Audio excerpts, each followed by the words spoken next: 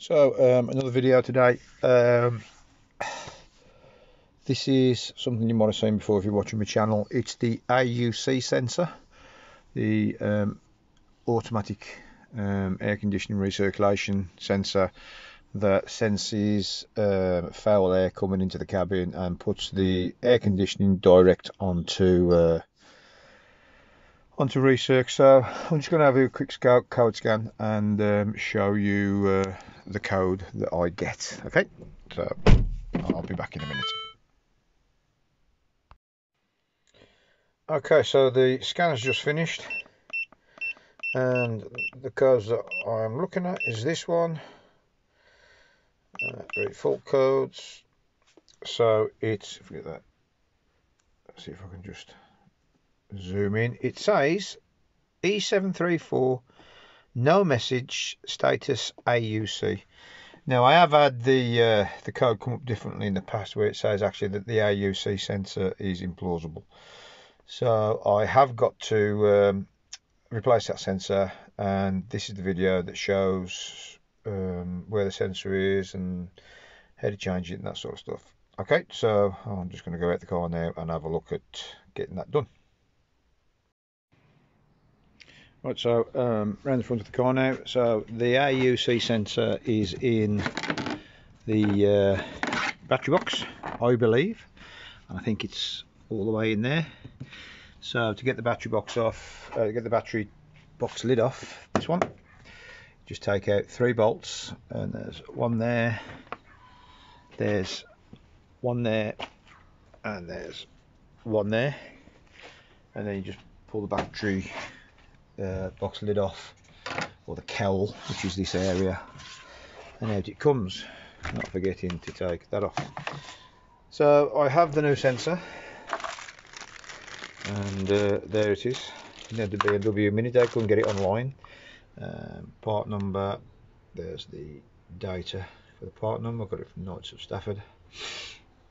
So I'm just going to take those 3 bolts out and take this out, and then we'll have a look at what we've got. Must admit, I haven't seen this before, so it'll be a good video for me. Okay, so the battery box is off. There it is. Battery box top, I should say. And here is the AUC sensor. Not a very big unit, but that's the one that we're changing. As always, when you change your sensor, negative terminal off the battery. And one thing I have noticed as well is if I look down here, look at the state of, if I can show you, look at the state of my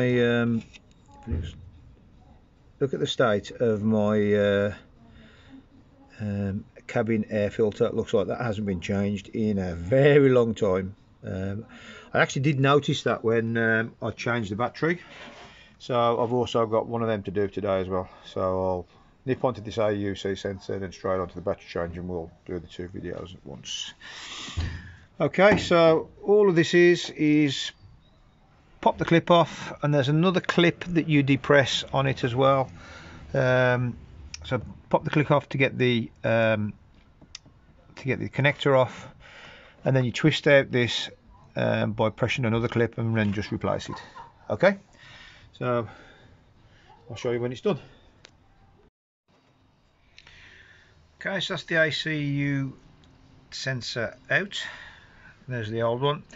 You can see there's 2 lines there that correspond with these 2, and when it's in like that, all you do is rotate it, but you've got to rotate it anti-clockwise, not clockwise, anti-clockwise, and then you can pull it out, and you can see that little hole there is where this little bit of the clip just drops in to secure it into position when it's fitted. So you just lift that up, rotate it anti-clockwise, quarter of a turn, and then take it out.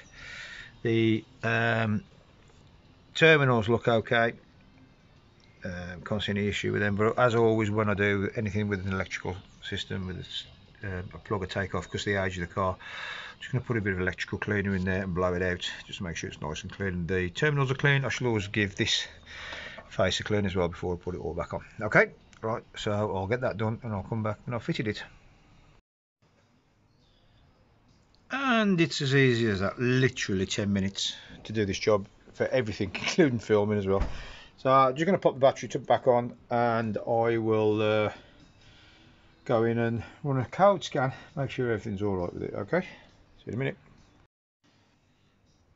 Alright, just before I put this back together, I just noticed that the drain cable for the battery, or the vent cable pipe, has come out for some reason of the battery. So that needs to be put back in, which I can't do with two hands because I probably need to push it in. So I'll just get that done. I know it's going in. There we go. Probably I didn't fit it properly the time before, but nevertheless it's in now. And I think I didn't mention, I'm just going to put a bit of dielectric grease on these terminals to keep the terminals from corroding. I did buy some spray on stuff, but it's horrible. I don't like it, so I'm just going to put some dielectric grease on these then, and then I'll cover it up. Okay, see you later guys. Okay, so all put back together, just going to go in, start the car up, shut the car down and do a code scan and see if that's worked. So I'll be back to you in a couple of seconds and show you what the code reader is saying, and then I'll do the cabin air filter. Okay, and then I might do another video, another start and another break video. So I've had some bad news today about my MOT. I haven't took it, but I've spoken to somebody, and I'll start that video with a explanation of what I've been told. Okay, so I will see you later guys. Okay, back in the car now, so I'm just gonna run a scan now.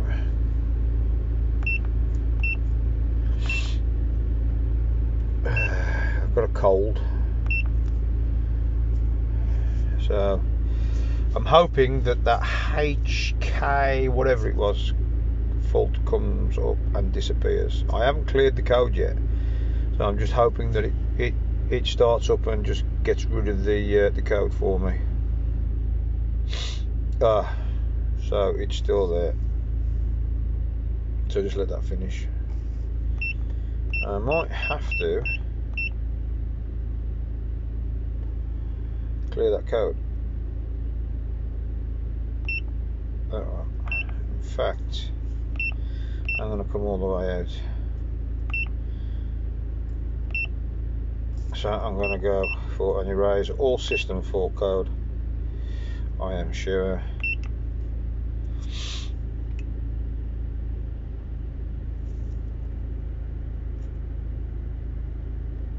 Okay, just go wait 10 seconds. So I've just had the battery off again, you see. So I did see some more codes come up there that I didn't expect. So it's been 10 seconds now. So let's just turn the engine off.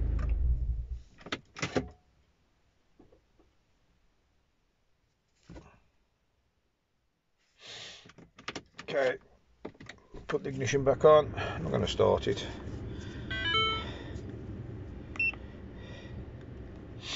I'll go through a full system scan again.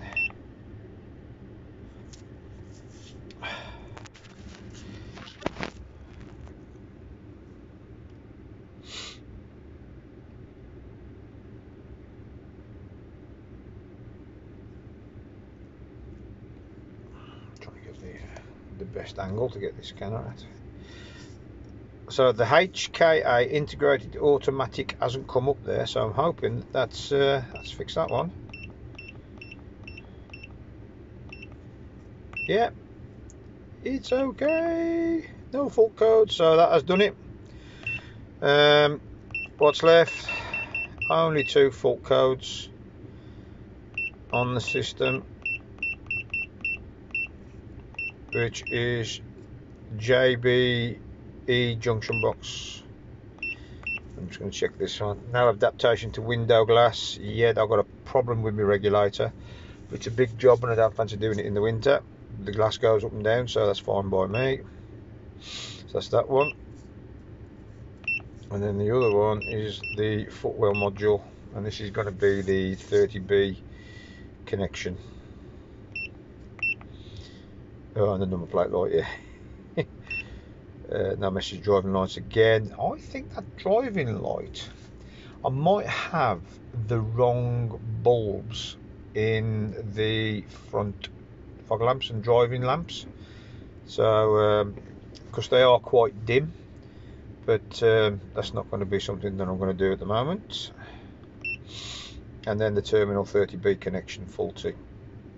Now what I think that is I think that is faulty because I've been doing some research to look for a different backlight here and from a rev counter, and I've come across a company that that does them, but also does an LED upgrade as well.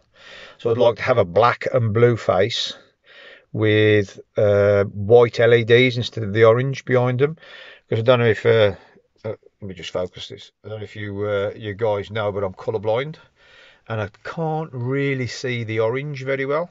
So I dropped them a message on Facebook asking them about the new clock faces, and they sent me a message back. And then I asked them about an LED upgrade to the speedo and the rev counter, and they sent me one back that details the instrument cluster down here can get an update on the lighting to go white.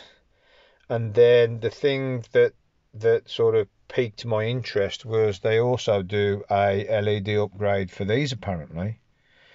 Now these don't light up, so probably one of the videos I'm going to do in next is to take these switches out and see if I can just do a quick electrical test on them to see if they are actually working. Because if they're not, it could be due to the terminal 30B connection faulty, because that's driver present, which would be interior lights. So I'm going to do a bit more work on that and do a bit more research, but electrically wise I'm not too good. It's not my strong suit, so that's coming up for another video. Right, so next is the cabin air filter, which I believe is behind the glove box, so I'll get on to that and get back to you when that's done. Okay, it's time to fit the zoom out a bit. It's time to fit the cabin air filter. You saw that in the video, and I believe, I haven't looked yet, but I believe that this is where it goes, in here.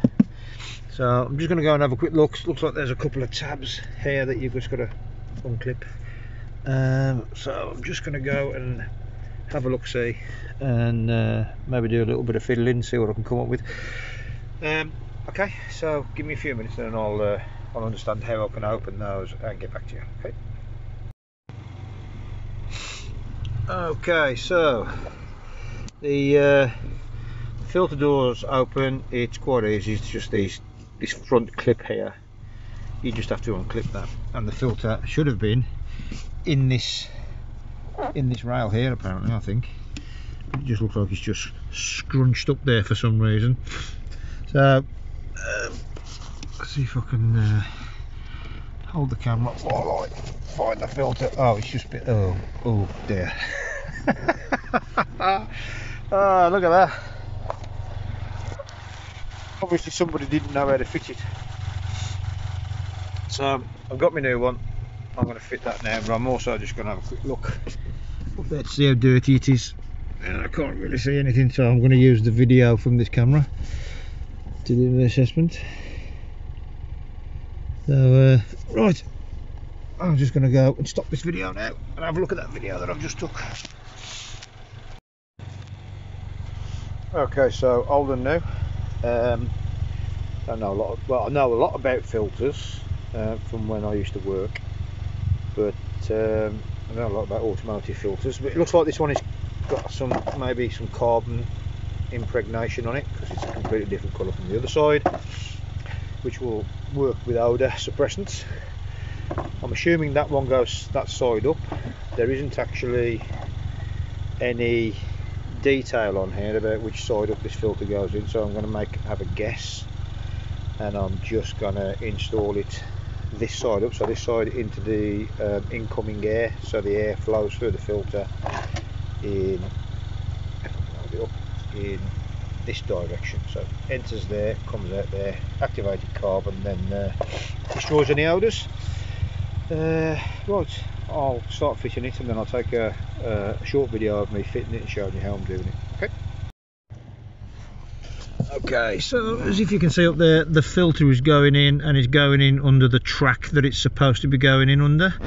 So all I did, if you see this form here, all I did was, if you can see, all I did was just push the filter into that, and then start to push it up.